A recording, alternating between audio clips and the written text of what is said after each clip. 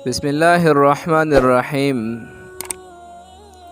حامدا ومصليا ومسلما أما بعد.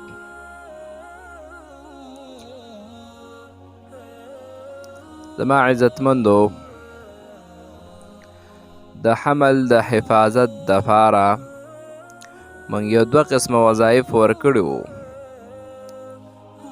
اوس تاسو ته د حمل د حفاظت دپاره درېیمه وظیفه حایم.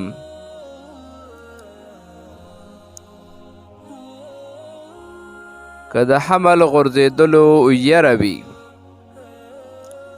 یا حمل قرار نه نیسي،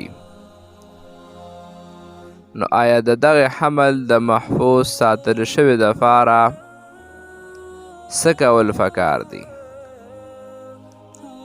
نو زما عزتمندو، څنګه چې مې ردې نه مخکې د قرآن مجید آیاتونه ستاسو وړاندې تاسو ته وښودل،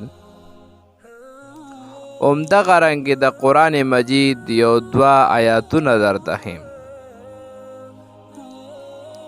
خو لومبنۍ درته د هغې طریقه ښایم چې آیا دې سره به څه کول پکار وي. دا دوه آیاتونه چې کوم ښایم، دا په یو پاڼه باندې ولیکي او د تعویض شکل به ورته ورکي، او بیا به چې کوم دی په کپړه یا په سرمن کې بند کړئ، او د زنانه په دې رحم د پاسه به وتړئ. نو انشاءالله چې د دغې زنانه به حمل قرار ونیسي، او انشاءالله چې د دوی دا مسله به الله رب العالمین ختمه کړي.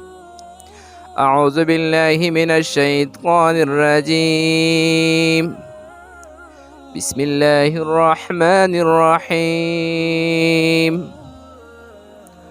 الله يعلم ما تحمل كل أنثى وما تعيد الأرحام وما تزداد وكل شيء عنده بمقدار. يا أيها الناس اتقوا ربكم إن زلزلة الساعة شيء عظيم. صدق الله العظیم. زما عزتمندو، دغه دوه آیاتونه دي، همدغه وړاندې طریقه کار ورسره وکړئ چې په یو پاڼه باندې ولیکئ او بیا ورته تعویض شکل ورکړئ، او بیا چې د کمې زنانه حمل غورځېږي یا د غورځېدو یره وي او قرار نه نیسي، نو د هغې په رحم د پاسه دغه تعویض وتړئ. انشاءالله چې دا قسمه مسله به دغه وي الله رب العالمین ختمه کړي.